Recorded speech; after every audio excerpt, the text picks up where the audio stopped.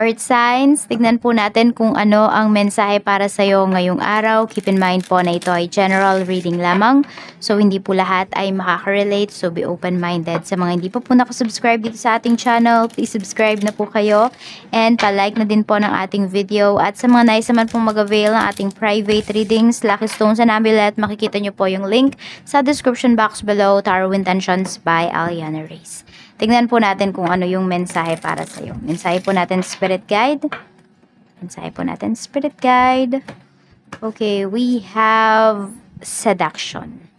Okay, may mga temptations dito ngayong araw. Could be cravings, earth signs. Ayan, dami ba kayong cravings ngayong araw na ito? So, baka may cravings dito. May nakikrave ng isaw or any street foods ngayong araw. So, pwedeng iba sa inyo dahil nasa malayo kayo. Yan. Kaya yung mga cravings ninyo, defiance. Pero nilalabanan po ninyo yung mga cravings ninyo, yung mga temptations sa inyong paligid. So, dinidisiplina nyo. In short, dinidisiplina ninyo yung inyong sarili. Pwedeng na kumain ng healthy foods or umiwas nga sa mga tukso. Ayan. Lalo na pagdating sa pag-ibig. Sa pag-ibig. We have creation. Okay. So, yun nga po. Talagang, meron kayong structure dito na binubuo. Tapos, yun yung sinusunod ninyo. As much as possible, we have manifestation. Okay, even your manifestations po, ayan.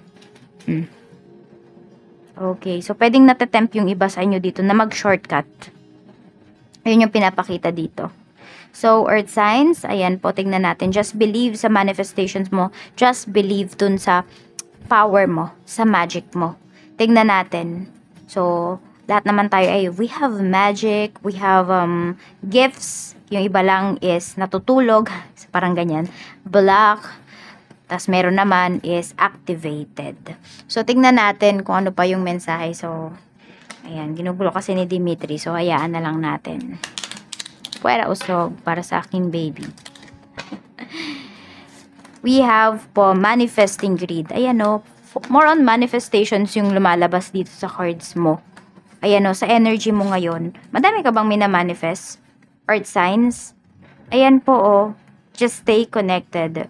You should vibrate higher para po mabilis mangyari itong mga manifestations ninyo. Pero syempre, dapat samahan nyo rin po yan ng, ng sipag, ng tiyaga.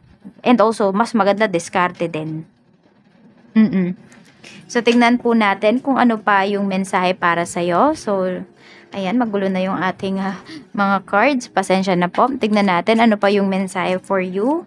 What is seduction? Ano ba tong seduction na ito? Spirit guide ngayong araw.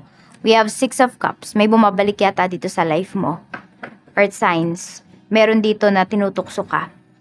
Okay, so ayan, huwag kayo magpapatukso ngayong araw na ito. So, huwag marupok ngayong araw. Yan yung sinasabi sa inyo ni Universe. Huwag marupok. Earth signs. Ano pa po yung mensahe natin? Defiance. We have King of Cups. So, ang kalaban mo dito ngayong araw is your emotions. So, huwag kang magpapadala sa emotion mo. Lalo na kung alam mo na, syempre lahat naman ng ginagawa natin, lahat ng decisions natin in life is may consequences po yan, hindi ba? So, tignan mo kung worth it ba yung consequences nung gagawin mo ngayong araw na ito. Ito po ay pwedeng hindi naman about sa love. So, worth it ba? Ayan, magiging happy ka kaya yung aftermath nung gagawin mong decision na yun. If yes, then, and if feeling mo na worth it naman siya, wala ka namang masasaktan na iba, then go. Pero kung mayroon, ayan, pag-isipan mo talagang mabuti. Ready ka ba na mag-take ng risk? Ano pa ba yung next card natin? Creation, no? If I'm not mistaken.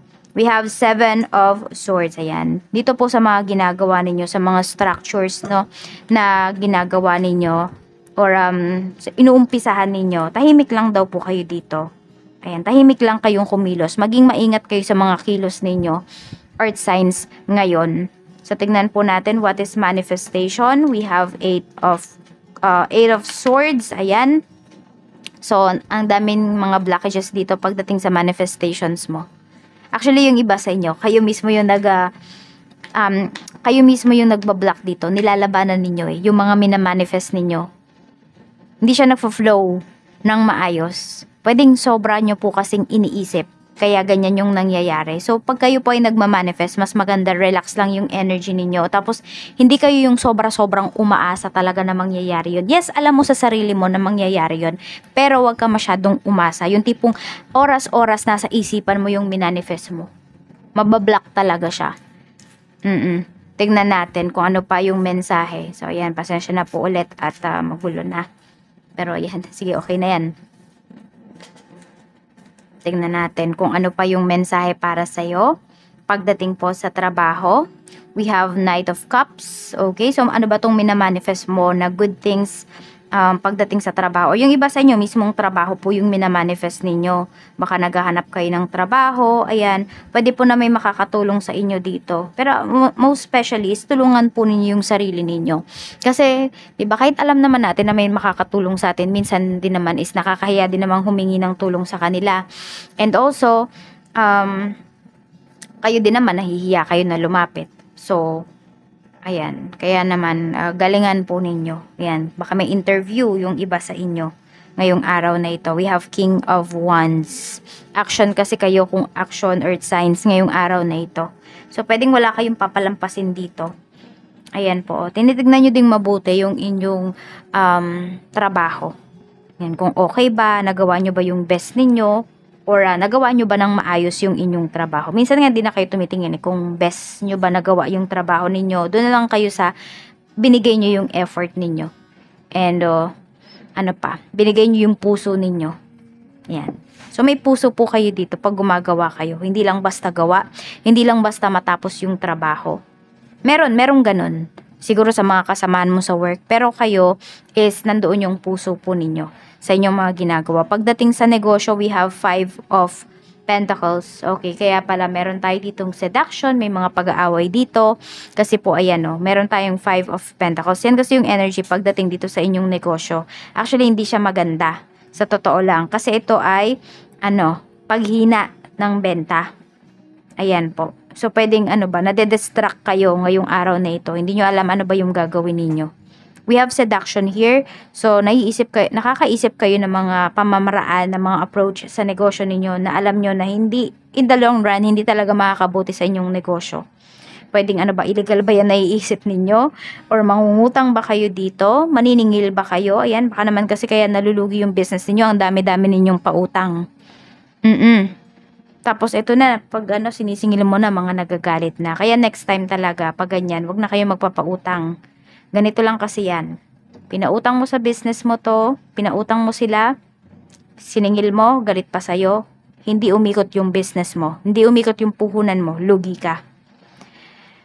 Nangungutang sila sa'yo, hindi mo pinautang, masama yung loob nila, pero yung business mo, tuloy-tuloy pa rin. Maraming client sa paligid mo. Sila yung lalapit sa'yo, kaya huwag kang manghinayang sa mga to. Kasi dito, ito sila yung humihila ba, pababa sa'yo. Pwede kasi meron pang nag-offer sa'yo dito, kahit putubuan mo.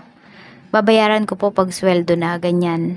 So, ikaw naman dito, okay, dagdag din yun. Pero ang totoo, wala nang babalik sa'yo kahit puhunan mo. Kaya pag-isipan yung mabuti. Tignan natin. Okay, iba naman sa inyo, mali yung location ng business ninyo. Kaya kung nakikita nyo, ilang months na ba kayong open, pero bakit parang hindi nyo pa nababawi kahit kalahati ng business ninyo, kalahati ng puhunan ninyo. Kasi po yan, pwedeng yung location. So, napaka-importante din po talaga ng location pagdating sa negosyo. Kaya, pag magne-negosyo yung iba dyan, tignan nyo yung target market nyo, yung location, ayan. Ayan, kasi yung iba naman pala sa bahay kayo, 'di ba? Nenegosyo. So ano ba yung mga target? Sino ba yung mga target market nyo? Kapag mga bata yung target market nyo, tapos bebentahan nyo ng mga tigi 100, tig 200, 1K, mabibili ba nila? If hindi, alamin mo kung ano ba, o yung pantay, yung kaya mo silang i-reach, yung mga target market mo. Dahil ko nang sinabi, no? Pero ayan po yun. So pasensya na po kayo nandiyan si Dimitri. We have naman temperance pagdating sa pera. Okay, may mga hinihintay nga talaga kayong pera dito. So, naghihintay na yung iba sa inyo dito ng mga bonuses, ng mga 13th month pay, ayan. So, tiyaga lang muna talaga ngayon. Ayun, meron dito naglaga yata ng itlog, yan yung ulam nyo ngayon. Ay, healthy yan, Kaya go lang. Or kung kayang magtipid, magtipid ngayong araw na ito. Ayun, so parang sawa na sa prito. laga naman ngayon. So, tignan po natin. Pagdating naman sa love life mo, we have 2 of Swords. So, meron tayo ditong 4 of Pentacles. Meron dito ay gustong mag-move on, but ayaw gusto nyong mag-move on. Meron dito talaga. Gustong mag-move on, pero ayaw namang bitawan yung tao. Parang ganyan. Or pinapahirapan ka ng person mo. Sinasabi niya na wala na kayo, pero nagpaparamdam pa rin siya sa'yo. Nagme-message pa rin siya sa'yo. So, naguguluhan ka. Mixed emotions yung binibigay sa'yo ng taong to. Kaya tuloy, hindi mo alam kung magle-let go ka ba or mag-i-stay ka dito sa relationship. So, kailangan nyo pong mag-usap. Kasi ang nangyayari, pwedeng nagiging option ka na lang ba niya?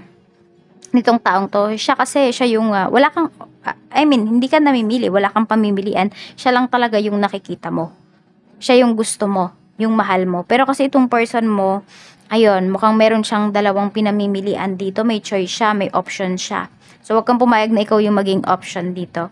Okay? So, wala tayong lucky numbers dito. Mag-channel po ako ng mga... Okay. We have number 31, 15, 10, 38, 21, and 41. Ayan, 6 na ba yun? Maraming salamat po sa walang sawang pagsuporta ninyo dito sa aking channel, Earth Signs. Ingat kayo always and more blessings to come. Bye-bye!